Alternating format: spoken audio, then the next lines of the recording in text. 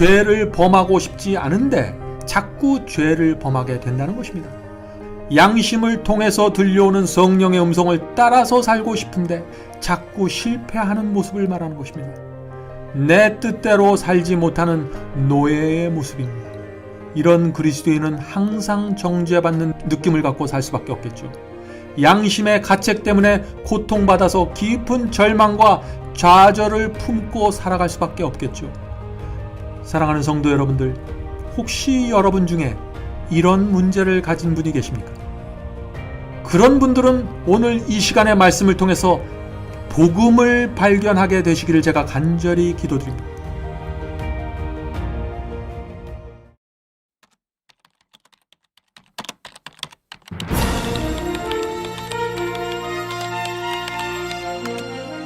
Last Mission Bible Study Series.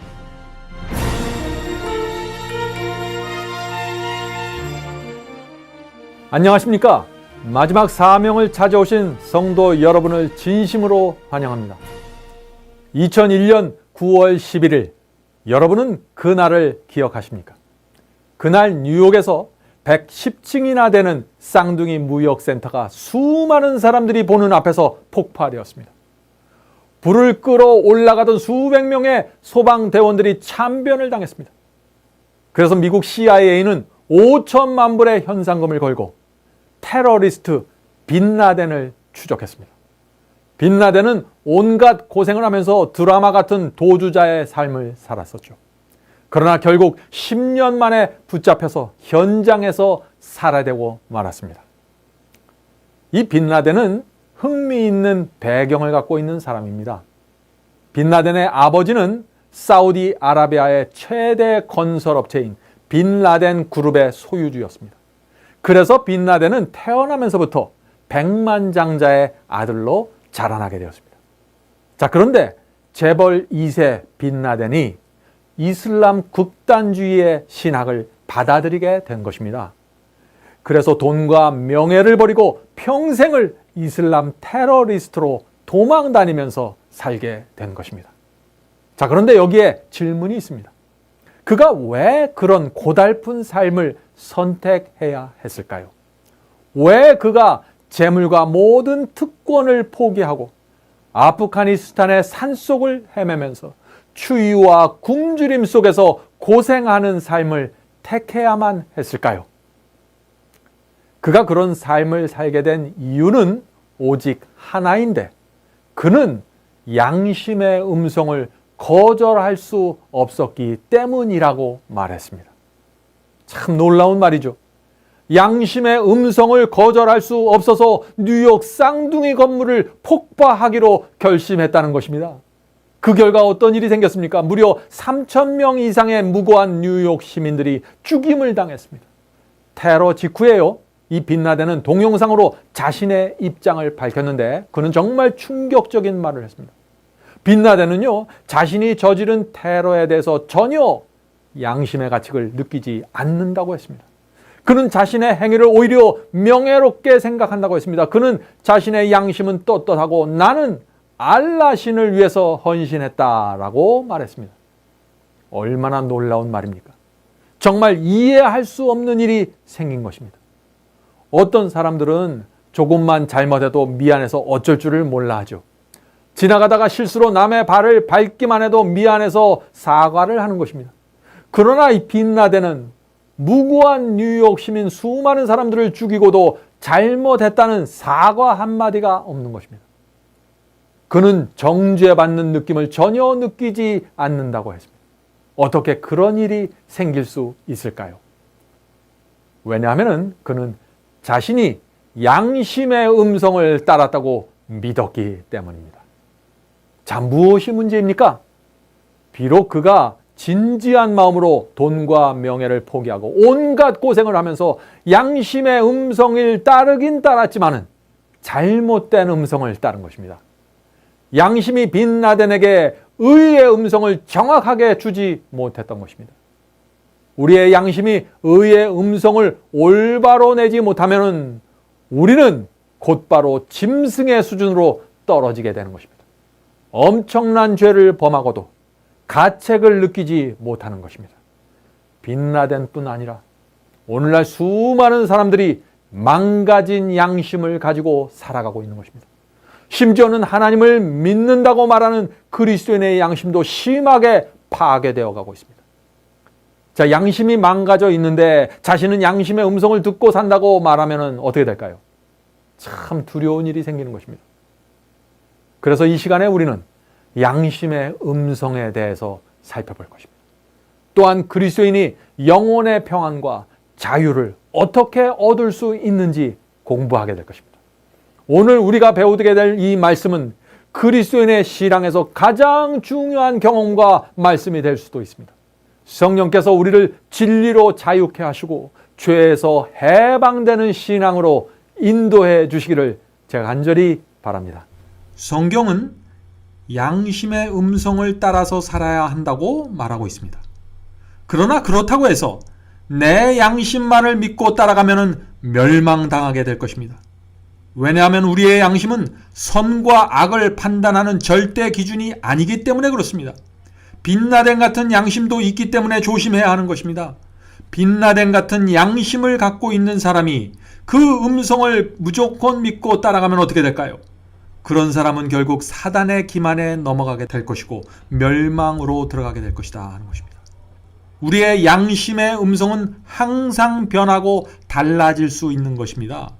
오전에 들려오는 음성이 다르고 오후에 들려오는 음성이 다를 수 있는 것입니다. 사도 바울이 바로 그런 경험을 했던 것입니다. 예수님을 만나기 이전에 바울이 들었던 양심의 음성과 예수님을 다메섹 도상에서 만난 그 이후에 양심으로부터 나오는 음성은 달랐던 것입니다. 예수님을 만나기 이전에 바울의 양심은 무엇이라고 말했습니까? 예수님을 핍박하고 죽이라고 말했습니다. 그러나 예수님을 만난 이후에는 바울의 양심이 무엇이라고 말을 했나요? 그와 정반대의 음성을 냈습니다. 온 마음을 다하여 예수님을 구세주로 섬기고 순종하라고 말했습니다. 이처럼 인간의 양심은 오전이 다르고 오후가 달라질 수 있다 하는 것입니다.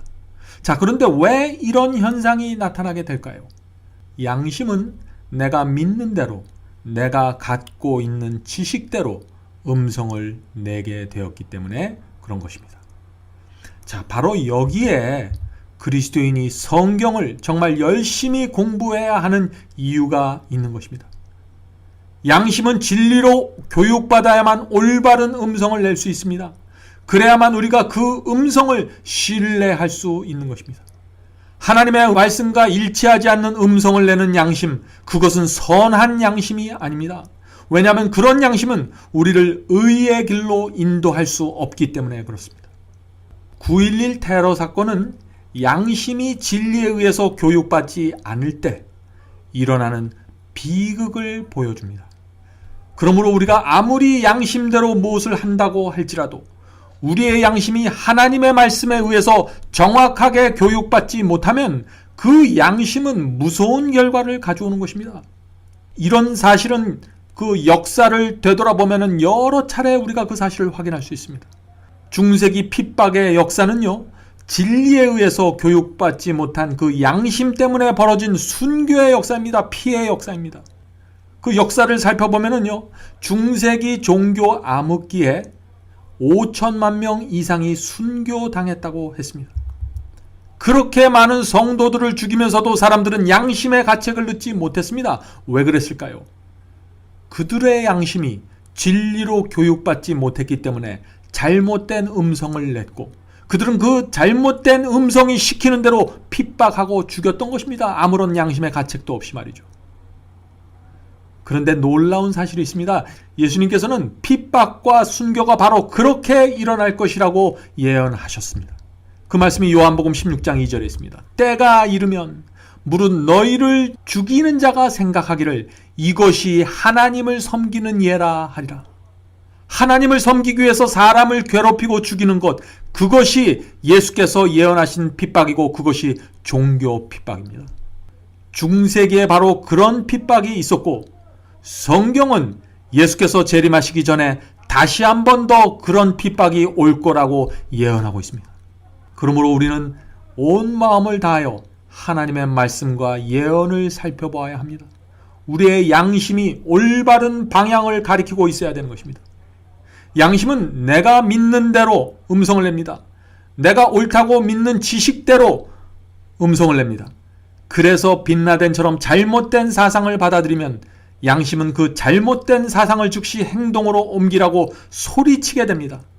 그래서 어떤 사람들을 이단으로 정죄하게 되고 어떤 사람들을 핍박하고 죽이는 일이 생기는 것입니다. 그러므로 나는 하늘을 우러러 한 점 부끄러움이 없습니다 라는 말은 그 양심이 진리에 의해서 교육받아서 나침반처럼 정확한 방향을 가리키고 정확한 음성을 낼 때야만 할 수 있는 말이다 하는 것입니다. 그러므로 그리스도인으로서 우리는 양심을 진리로 교육시켜야 하고 또한 양심에서 들려오는 음성을 하나님의 말씀으로 확인할 수 있는 그런 준비를 갖춰야 하는 것입니다. 한 가지 중요한 사실은 내 속에서 들리는 음성인지 누구의 음성인지 어떤 때는 정확하게 알 수 없다는 것입니다. 내 욕심 때문에 그런 소리가 지금 들리는 것인지 아니면 성령의 음성인지 알 수 없는 것입니다.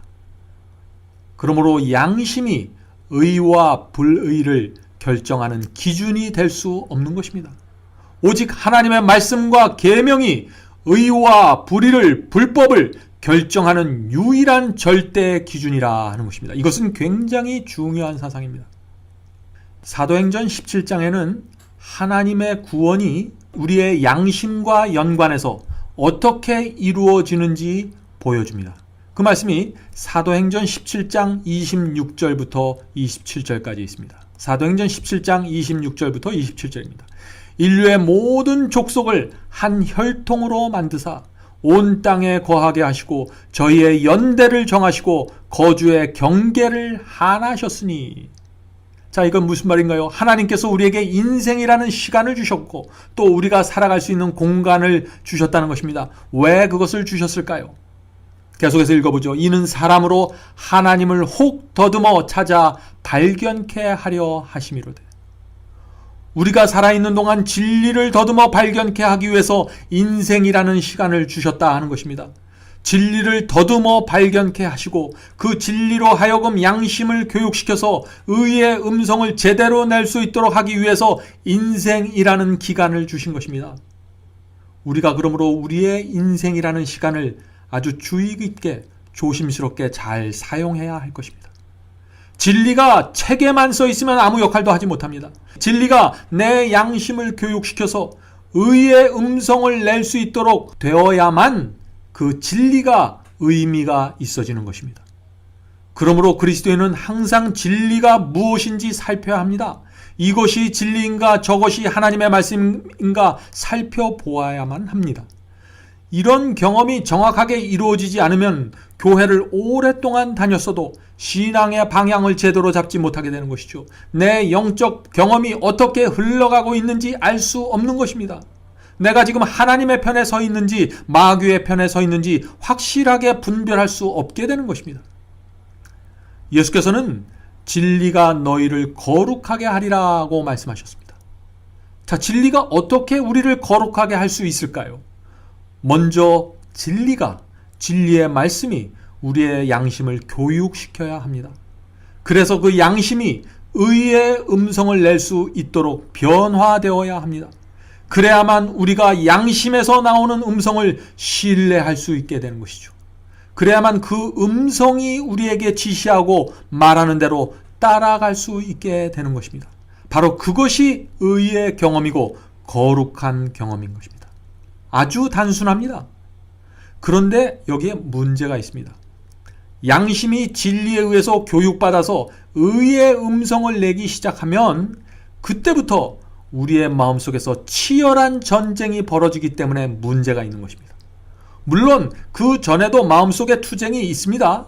그러나 진리를 일단 알고 받아들이고 연구하게 되면 우리의 마음속에서 선의 음성과 악의 음성이 치열하게 싸우는 전쟁이 벌어지게 된다 하는 것입니다. 우리가 양심으로부터 나오는 그 의로운 음성을 받아들이고 따라가면 그곳에는 영혼의 평안이 있습니다. 그러나 그와 반대로 양심의 음성을 거절하고 따라가지 않으면 정죄를 느끼게 되고 책망을 받게 되고 영혼의 평안을 잃어버리게 됩니다. 바로 여기에 그리스도인들이 날마다 겪게 되는 갈등이 있는 것입니다. 많은 사람들이요, 진리를 깨닫고 양심이 살아 움직이기 시작하면 하늘의 행복을 누려야 합니다. 그것이 정상입니다. 그러나 실제에 있어서 그렇지 못한 경우가 종종 있는 것입니다. 왜 그럴까요? 양심의 음성에 순종하고 따라가지 못하기 때문입니다. 진리로 교육받은 양심은 계속해서 우리에게 의로운 음성을 내는데, 그래서 이 길이 정론이 따라가라고 하는데 나는 자꾸 그 음성을 거절하고 육체의 요구를 따라가고 있기 때문에 마음이 괴로운 것입니다. 그런데 그런 생활이 오래 지속되면 어떻게 될까요? 정죄받는 느낌이 점점 심해지게 되고 스트레스가 심해지게 되고 마음에 그늘이 생기게 되는 것입니다. 그래서 교회는 다니지만 깊은 좌절을 갖고 살아가게 되는 것입니다. 성경과 하나님의 말씀을 읽으면 읽을수록 부담이 커지기 때문에 점점 말씀을 등지게 되는 것입니다. 그리고 어디에 좀 더 쉬운 구원이 있는가 하고 찾아보게 되는 것입니다. 넓은 길을 걸어도 구원받을 수 있다는 그런 뉘앙스를 풍기는 설교를 들으면 금세 그것을 붙잡고 싶은 유혹을 느끼게 되는 것입니다. 양심의 음성을 따라가지 못할 때 바로 이런 문제들이 생길 수 있기 때문에 우리의 영혼이 평안을 얻고 그것을 유지할 수 있는 방법에 대해서 아는 것은 굉장히 중요하다 하는 것입니다. 그래서 저는 이 시간과 다음 시간에 걸쳐서 왜 우리가 영혼의 평안을 잃어버리게 되며 어떻게 하면 그 잃어버린 영혼의 평안을 다시 찾을 수 있습니까? 라는 문제를 좀 살펴보려고 합니다. 저는 어렸을 때 미션 스쿨에 다녔습니다. 그런데 저희 부모님이 그 당시 교회를 다니지 않았었기 때문에 초등학교를 졸업하자 저를 그냥 일반 학교로 보냈습니다. 그때부터 저는 교회를 다니지 않게 되었고 멀리서 교회를 바라보면서 살게 되었습니다. 그러다가 20대 후반이 되어 미국으로 유학을 오게 되었습니다. 미국에 오니 자연스럽게 저희 누님이 교회를 다니고 있었기 때문에 누님 가족을 따라서 교회를 나가게 되었습니다. 저는 지금도 처음 교회 나간 날을 기억합니다. 16년 만에 다시 교회를 찾아간 그날을 잊지 못합니다.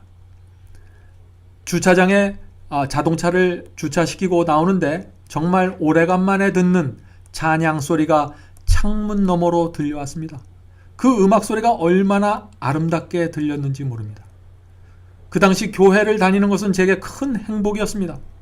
자, 그런데 교회를 다닌 지 얼마 되지 않아서 참 이상한 일을 제가 접하게 되었습니다.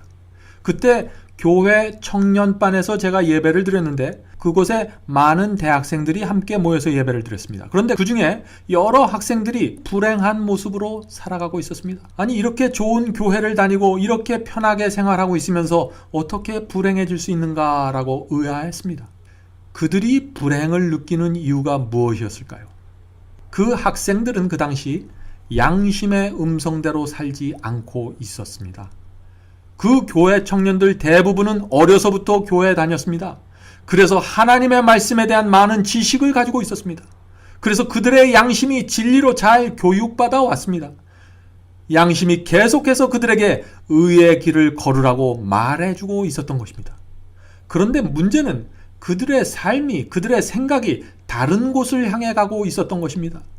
주중에는 학교에서 세상 아이들과 섞여서 재미있게 살다가 교회에 오면은 목사님이 말씀하시는 거룩한 성경 말씀을 듣게 됩니다. 또 자신들이 알고 있는 하나님의 말씀이 그들의 양심을 괴롭힙니다. 양심이 그들의 세속적인 삶을 책망하는 것입니다.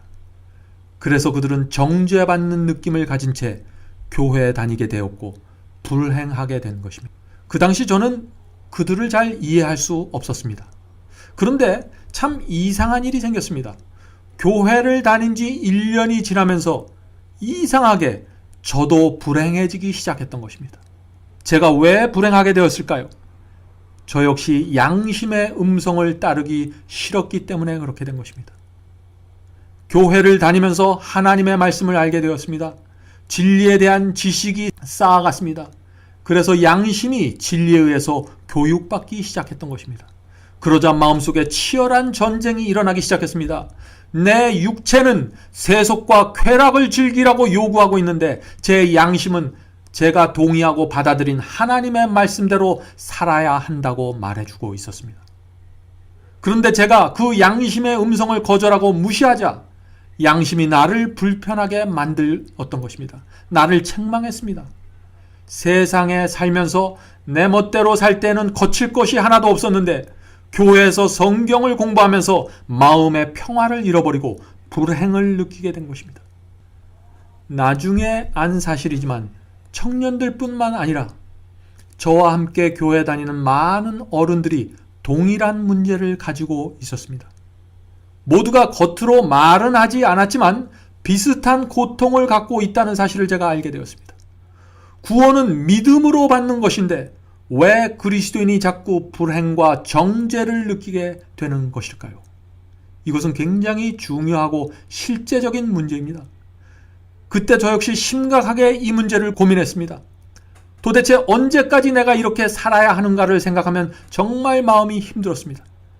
그래서 저는 결정해야만 한다는 사실을 알게 되었습니다. 양심의 음성에 순종하고 영혼의 평안을 누리고 교회에 남아있든지 아니면 신앙을 포기하고 다시 세상으로 돌아가던지를 결정해야 한다고 생각한 것입니다. 그런 와중에 하나님께서 제게 좋은 여인을 소개시켜 주셨고 결혼을 하게 되었습니다. 그런데 또 문제가 생겼습니다. 아내가 지향하는 신앙과 제가 원하는 신앙이 달랐습니다. 아내는 이제 자녀들을 갖게 되니까 우리가 한적한 곳으로 이사가서 그곳에서 신앙생활을 하자고 했습니다. 참 정직한 마음으로 아내의 제안을 받아들이면요, 그것은 참 성서적이고 영적인 것입니다. 그런데 저는 그것이 싫었습니다. 그 말이 참 듣기 싫었습니다. 그래서 조용한 곳으로 이사 가자는 이야기가 나오면은 대화를 제가 은근히 다른 곳으로 돌리려고 애를 썼습니다. 제가 왜 그런 반응을 했을까요? 여러분들 이제 그 이유를 아시겠죠? 저는 공부도 계속하고 싶었고 적당하게 세속적으로 살아가는 그 당시의 삶이 참 좋았습니다.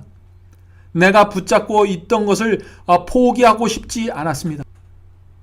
저는 그리스도인의 신앙에서 중요한 사실을 그때 한 가지 깨달았는데 그것은 하나님의 말씀을 온 마음을 다해서 받아들이지 않는 상태에서 신앙생활을 하면 그런 신앙생활은 내 인생에 큰 부담이 될 수 있다는 사실을 제가 알게 된 것입니다.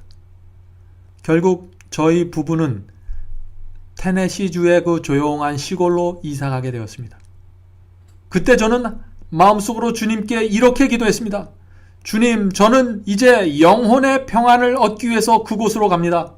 주님, 저는 참된 그리스도인의 삶과 행복이 어떤 것인지 알고 싶습니다. 이제 저는 학교에 대한 꿈도 포기하고 장래 계획도 버리겠습니다. 그러니 주님께서는 제게 영혼의 평안을 주셔야 합니다. 라고 기도했습니다. 그 시골에 살면서 저는 세상과 연결된 것들을 하나씩 버려갔습니다. 처음 신앙의 길로 들어설 때 많은 분들이 그러는 것처럼 저 역시 그 외적인 문제들에 사로잡혀서 이슈가 되었습니다. 처음에는 술을 포기하고 담배를 포기하고 또 엄격한 원칙을 지켜나가는 것이 신앙이라고 생각했습니다.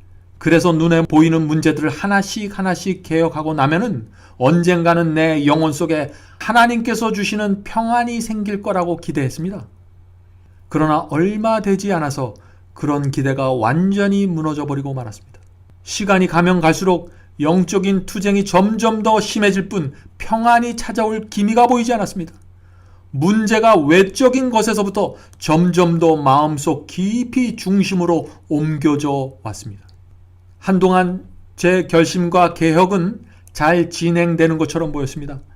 새벽에 일어나서 기도하고 말씀을 보고 경건한 삶을 살려고 노력했습니다.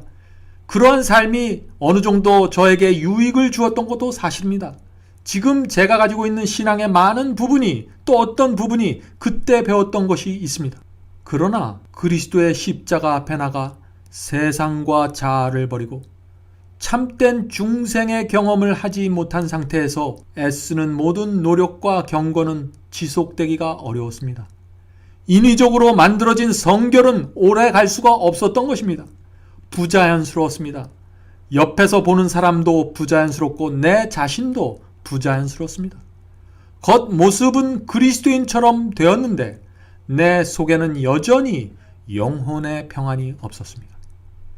그 당시 저를 가장 힘들게 했던 것은 이것입니다.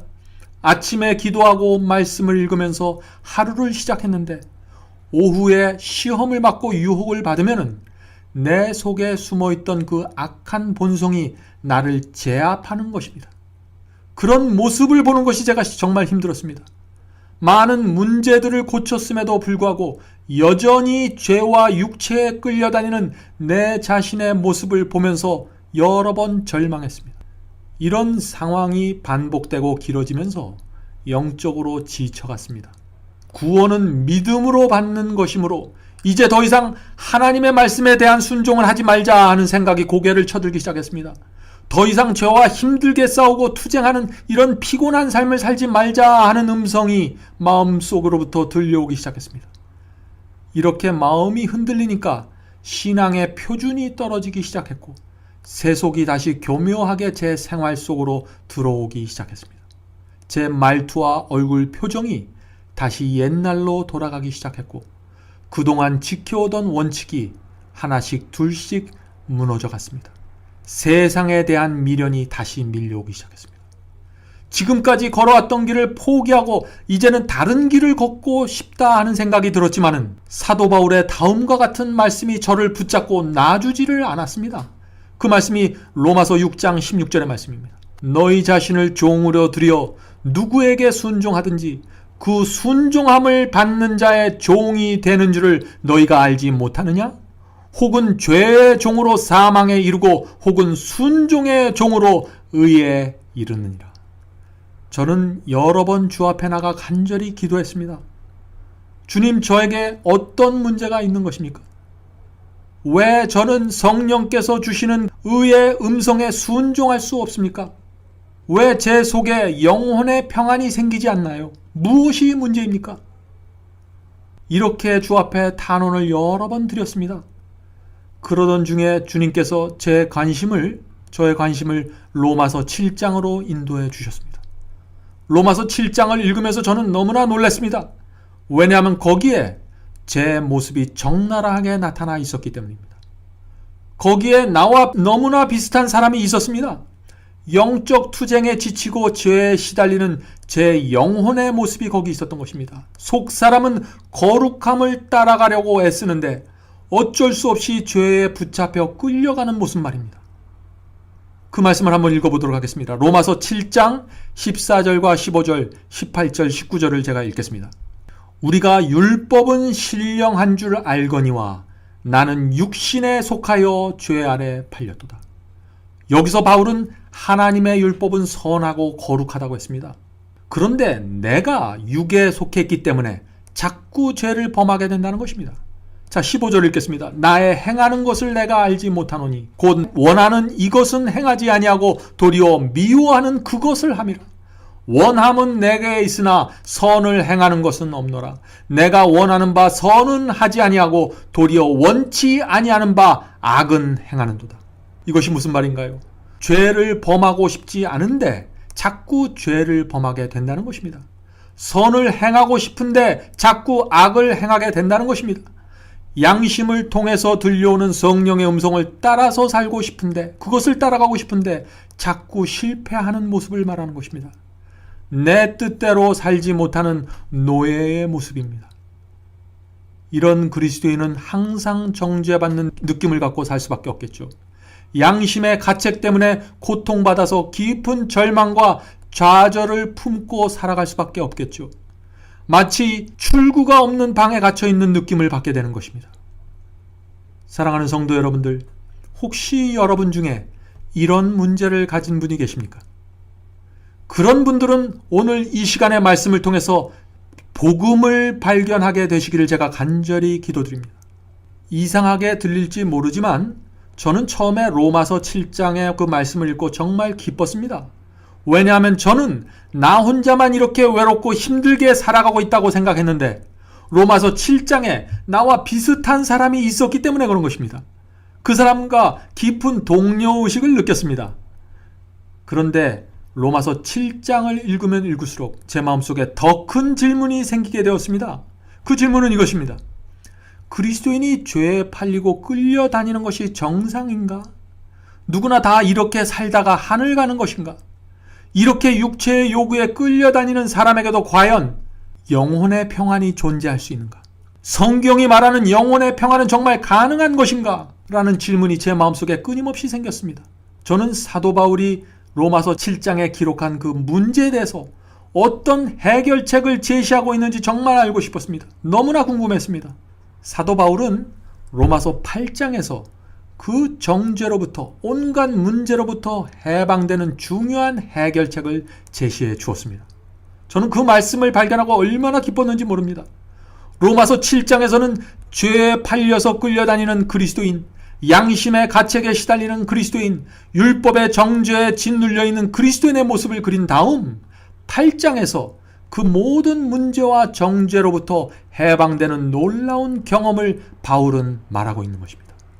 8장에서 로마서 복음의 최고 정점을 얘기하고 있는 것입니다. 또 그런 경험을 어떻게 할 수 있는지를 소개해 주고 있습니다. 제가 다음 시간에 로마서 8장의 문제를 여러분과 함께 살펴보도록 하겠습니다. 사랑하는 성도 여러분, 그리스도인은 속에서부터 들려오는 음성을 듣고 사는 사람들입니다. 이사야 선지자는 그 음성을 이렇게 설명했습니다. 이사야 30장 21절입니다. 너희가 우편으로 치우치든지 좌편으로 치우치든지 내 뒤에서 말소리가 내 귀에 들려 이르기를 이것이 정론이 너희는 이리로 행하라 할 것이며, 우리가 우로나 좌로 치우치려는 선택을 하려고 할 때 우리 귀에서 한 음성이 들려오게 됩니다.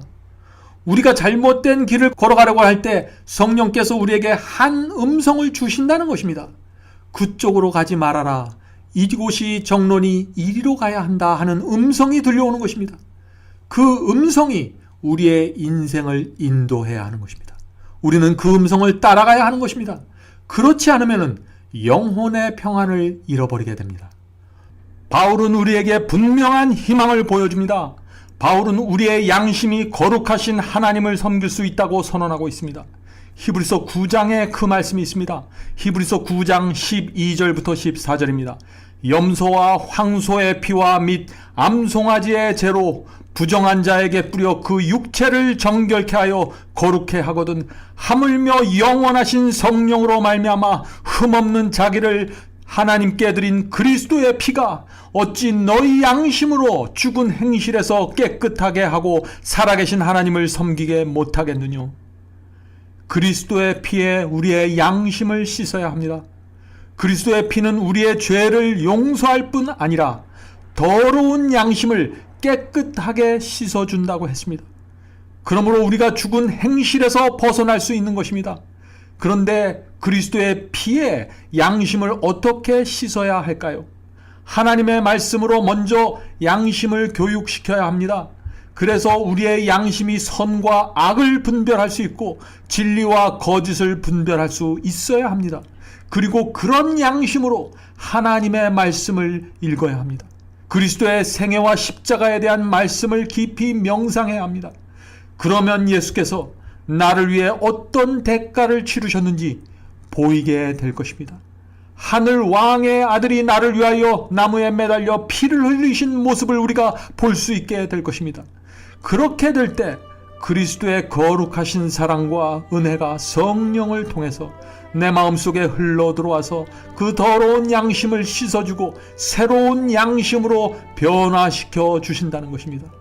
그러면 하나님의 말씀에 순종하는 열매, 성령의 음성을 따라가는 열매가 우리 속에 자연스럽게 맺혀지게 됩니다. 사도 바울은 로마서 8장에서 육체의 욕망과 성령의 음성이 크게 충돌할 때 우리가 그 가운데에서 어떻게 성령의 음성을 붙잡고 의의 종으로 살아갈 수 있는지에 대해서 말해주고 있습니다. 어떻게 생명의 길을 걸어갈 수 있는지 보여줍니다. 우리가 그 중요한 문제를 다음 시간에 로마서 8장에서 살펴보도록 하겠습니다. 그럼 다음 시간에 뵙겠습니다. 안녕히 계십시오.